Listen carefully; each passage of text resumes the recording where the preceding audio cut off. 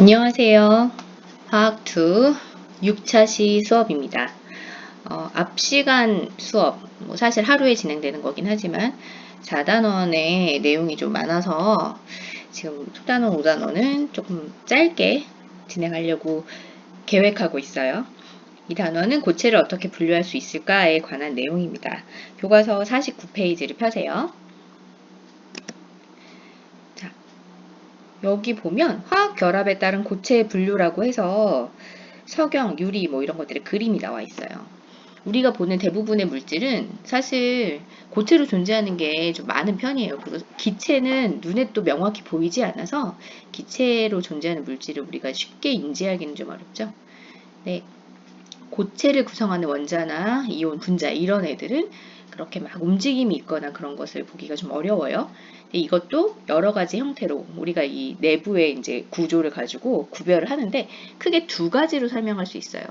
하나는 여기 그림에 있는 석영처럼 결합된 구조가 다 동일한 형태로 되어 있는 요런 형태의 고체가 있고, 유리는 석영이랑 비슷해요. 둘 다 똑같이 SiO2로 나타난다 써있죠. 규소랑 산소 두 개가 결합한 형태로 되어 있는데 얘를 보면 요 사이의 간격이 일정하지 않아요.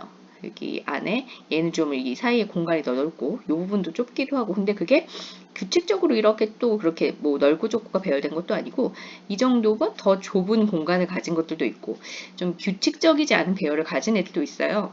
그래서 고체의 경우에 규칙적인 배열을 가지는 것들을 결정성 고체라고 부르고 규칙적이지 않은 배열을 가진 것들을 비결정성 고체라고 불러요.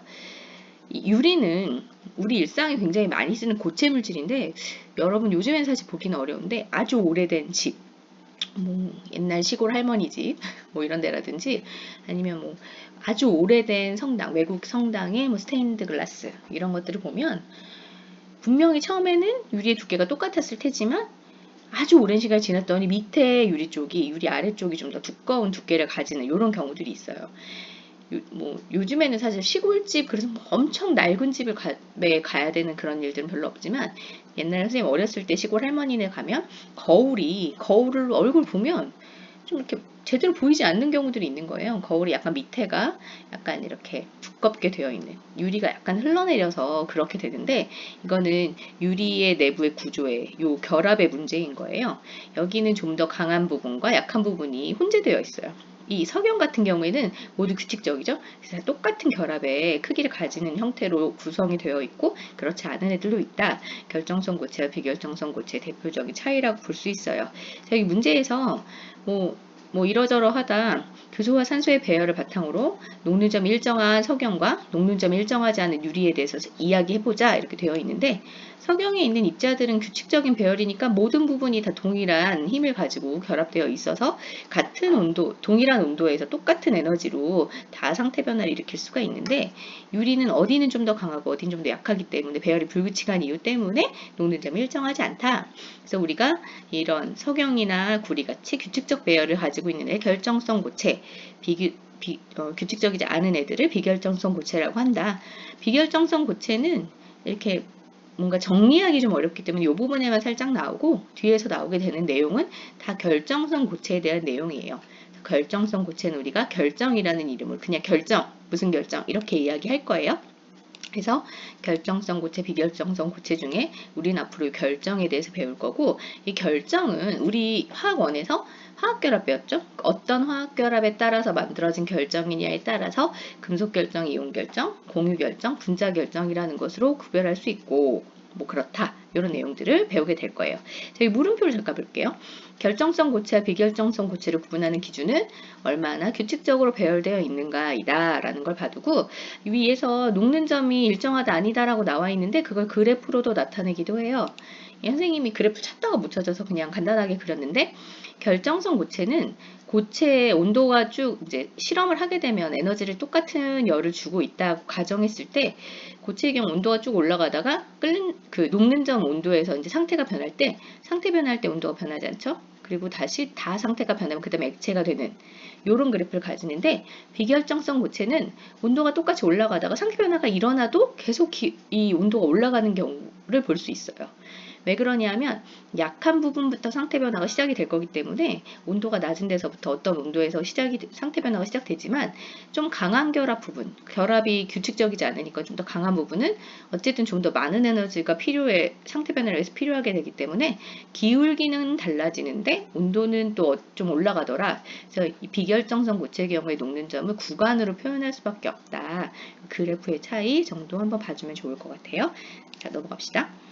거기 밑에 추론, 화학결합에 따른 고체를 분류해보자. 그래서 이거 다 알고 있는 내용이죠.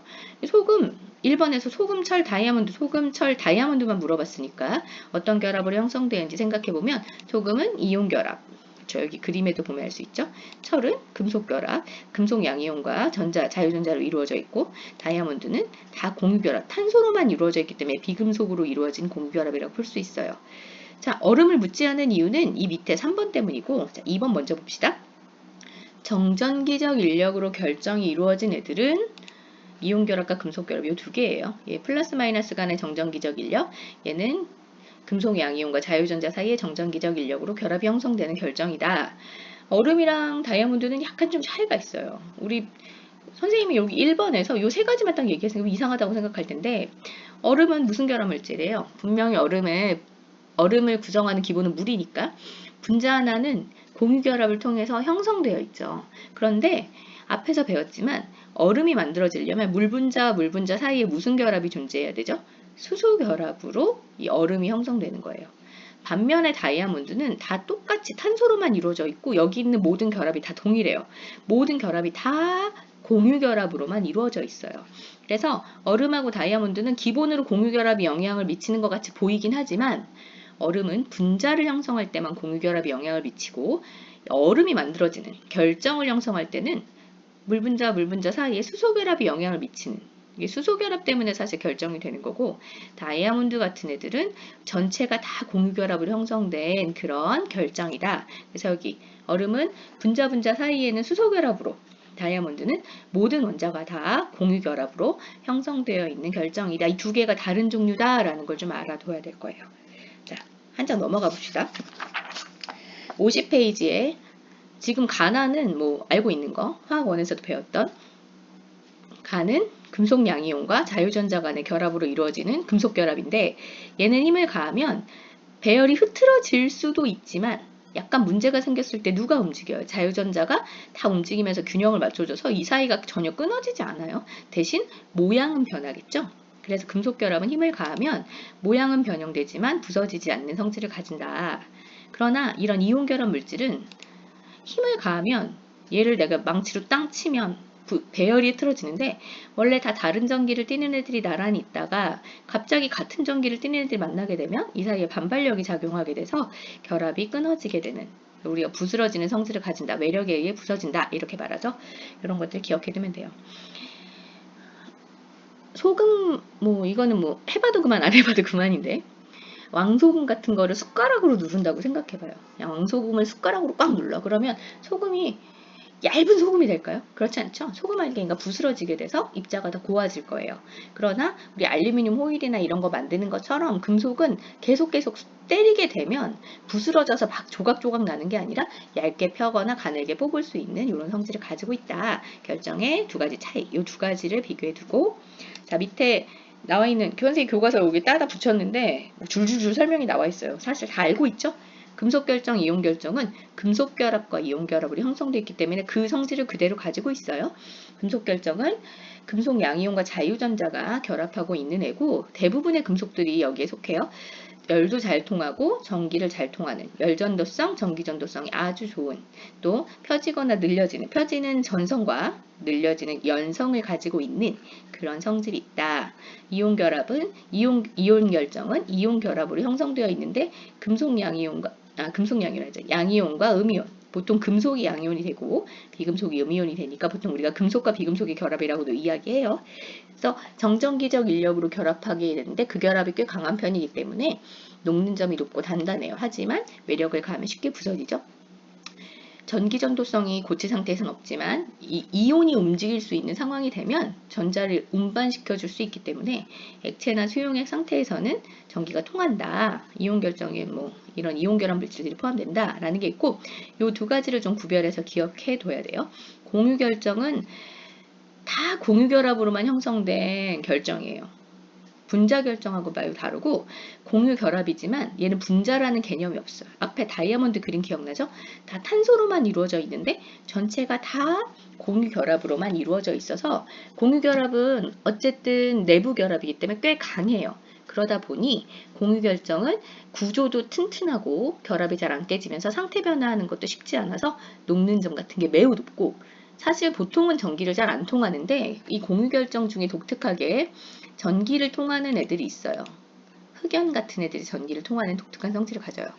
앞에 그림 기억날지 모르겠는데 다이아몬드는 탄소에 있는 원자과 전자 4개가 다른 탄소들하고 다 결합해서 각각이 다 정사면체 구조를 형성하는 입체적인 그물 구조를 가지게 돼요. 그런데 흑연은 여기 보면 육각형 판이죠. 탄소가 전자를 3개 가지고 있는데 4개 가지고 있는데 이 홀전자들이 3개랑은 결합을 하는데 나머지 하나랑 명확히 결합하지 않은 채 판을 형성해요. 육각형 판과 육각형 판이 있고, 이 판과 판 사이에 인력이 존재하는데 이거는 공유 결합은 또 아니에요. 그래서 요 사이는 좀 쉽게 끊어질 수 있어요. 그래서 우리 샤프심 되게 잘 부러지죠? 샤프심 같은 게 부러지는 건 요 사이가 끊어지는 거예요. 그러나 판이 깨지는 건 아니다. 그리고 대신 요 판을 형성하는데 여기 있는 탄소의 원자과 전자 중에 하나씩이 결합하지 않은 채 돌아다니게 돼서 흑연은 예외적으로 전기가 통해요. 그리고 여러분 요즘에 각광받는 그래핀 같은 거, 흑연의 한 판, 육각의 한 판을 딱 뽑아낸 거잖아요. 그래핀 역시 홀전자가 하나씩 계속 이렇게 원자에서 돌아다니기 때문에 전기 전도성이 있는, 그래서 요즘 여러 가지 디스플레이 부분이라든지 이런 데서 많이 활용되고 있는, 연구되고 있는 물질이죠. 다 이런 공유 결정에 해당한다. 이런 것들을 기억해 두고, 그 밑에 분자 결정은 일단 분자를 만들어야 돼요. 근데 분자를 만들려면 기본적으로 공유 결합이기는 하죠. 그러나 공유 결합으로 분자를 만들고 나서 걔네가 결정을 만들 때는 공유 결합이 아니라 분자 간 상호작용에 의해서, 예를 들어 무극성 분자라면 분산력에 의해서, 극성 분자라면 쌍극자 쌍극자 힘 또는 수소결합이 가능한 애들은 수소결합에 의해서 결정이 형성되는, 예를 들어 얼음 같은 경우에는 수소결합으로 형성되겠죠. 드라이 아이스는 이산화탄소인데 무극성 분자니까 분산력에 의해서 결정을 형성하게 되는 뭐 이런 식의 차이가 있어요. 그래서 얘네들은 분자는 잘 안 깨지지만 분자 사이는 오히려 잘 깨지기 때문에 분자 결정은 이 중에 여기 있는 4개의 결정 형태 중에 가장 녹는 점이나 끓는 점이 낮은 형태다. 이걸 기억해 두면 되겠죠. 차이를 잘 기억해 두고 특히나 이 두 가지의 구별을 좀 잘 할 필요가 있어요. 이게 개념적인 문제라 쉽지는 않은데 어떤 잘 기억에 나요. 어떤 게 어떤 예구나라는 것, 그 다음에 설명을 아예 그냥 통째로 외워버리는 이런 방식으로라도 기억을 하고, 우리가 앞에서 배웠던 공유 결합은 대부분 분자 결정을 만드는 애들과 관련 있고, 여기서 나오는 공유 결정은 그냥 결정 만들 때 그냥 통째로 다 공유 결합이 연결되어 있는 애들이다. 다른 개념이다. 분자를 만드는 거랑 다른 개념이다. 이걸 기억해 두면 돼요. 공유 결정은 분자라는 개념이 없다. 기억해 두세요. 자. 여기 선생님 뭐 줄을 섰는데 뭐 이렇구나. 자, 그 다음에 좀 낯선 얘기가 하나 나오는데, 다음 페이지에 고체 결정 구조라고 하는 내용이 나와요. 결정이라는 거는 그래도 고체니까 덩어리가 좀 큰 편이라 기본 단위가 좀 있어요. 몇 개씩 붙어 있는지 개수를 세기가 좀 애매해요. 여러분들 기억날지 모르겠는데 이온 결합 물질, 금속 결합 물질은 기본이 몇 개씩인지 알 수가 없어. 우리가 수산화나트륨을 NaCl이라고 부르죠. 그거는 Na 플러스 양이온과 Cl 마이너스 음이온이 결합한 이온 결합 물질인데, Na 플러스 양이온, Cl 마이너스 음이온이 한 개씩 결합한다는 뜻이 아니라 1대1로 배치되어 있다는 의미라고 했었어요. 그래서 그건 실험식으로 표현한다 이런 얘기를 했었죠. 정확하게 몇 개가 결합되어 있는지를 판단하기가 좀 어렵긴 해요. 그런데 구조를 조금 연구하다 보니까 이런 기본 형태가 쭉 연결되어 있구나라는 것은 알 수 있게 되었어요. 그래서 우리가 이 결정을 연구할 때 반복되는 결정들의 어떤 기본적인 단위 같은 걸 찾아냈는데 그걸 결정의 단위세포라고 불러요. 여기 그림에서 만약에 이런 결정이 있으면 요 네모, 요 정육면체가 쭉 반복돼 있죠? 요 하나가 기본 단위가 되는 거예요. 그래서 단위세포라고 부르고, 그 단위세포는 여러 가지가 있어요. 책에는 그 다음에 3개 정도 나와 있는데 뭐 더 복잡한 아이들이 많아요. 그러나 우리는 요 정도만 배우면 되니까. 자, 그 가장 단순한 게 정육면체 모양의 단위세포인데 입방구조라고 부른다. 그 외에 뭐 이 입방구조들이 단순이냐 채심이냐 연심이냐 이런 것들로 구별된다. 요 정도 나와 있어요. 이거는 활동하기, 자료 해석 및 토의 부분에서 볼게요. 자, 요걸 잘 알아둡시다. 실제로 얼굴 보면서 수업해야 좀 더 설명이 쉬운데 이렇게 얼굴을 안 보고 수업을 하니까 여러분이 좀 잘 생각해야 돼요. 상상력을 발휘해야 돼요. 입체적인 이 그림을 잘 생각해야 돼요. 자, 단순 입방 구조는 정육면체 모양을 딱 가진 거예요. 정육면체 꼭지점 부분에 원자가 하나씩 이렇게 존재하는 애가 단순 입방. 요 단순 입방의 중간에 원자 하나가 끼어 있는 형태가 채심 입방. 그 다음에 요 정육면체 모양 단순 입방에 요 면에 원자가 하나씩 들어있는 경우를 우리가 면심 입방이라고 불러요. 면심, 면의 중심이 하나씩 있냐, 채심, 몸체자예요. 몸 안에 하나씩 있냐, 아니면 기본이냐, 이렇게 3가지로 구별할 수 있는데 기본인 걸 먼저 봐야겠죠. 자, 그런데 그거를 우리가 단위세포 속에 입자가 몇 개 들어있나까지 다 계산하는 거야. 자, 이걸 어떻게 계산하냐면 동글동글을 다 인정해 주는 게 아니라 정말 정육면체로 잘라요. 그럼 얘네들을 정말 정육면체로 자르면 이렇게 자를 수 있다는 거예요. 칼질 해가지고 딱 정육면체만 남게 위 튀어나온 애들 다 잘라버리면 이런 모양이 되는데 요게 단위세포다라고 명확하게 말할 수 있고 그 안에 입자가 몇 개 들어있는지 계산해보자 라는 거예요. 단순 입방은 다 똑같은 애가 모서리 하나씩, 꼭지점에 하나씩 있겠죠? 요렇게 생긴 애 하나씩 있는 거예요. 자, 사과로 치면, 사과가 이 하나가 원자라고 치면 단순 입방 구조의 요 꼭지점은 칼을 몇 번 대요. 윗면 한번 자르고, 앞에면 한번 자르고, 옆에면 한번 자르고, 칼이 3번 들어가겠죠? 한 번 자를 때마다 절반씩 날아가게 돼요. 여러분들 사과 자를 때 위에서 한번 뚝 자르면 절반 날아가죠? 그 절반 남은 애를 또 가운데를 뚝 자르면 또 절반 날아가. 이런 식으로 한 번 칼을 댈 때마다 2분의 1씩 날아가는데 여기는 3번 칼이 닿았으니까 2분의 1이 3번, 8분의 1만큼 남게 되는 거예요. 그 8분의 1이 요거 하나예요. 그러면 여기 꼭지점 몇 개니까?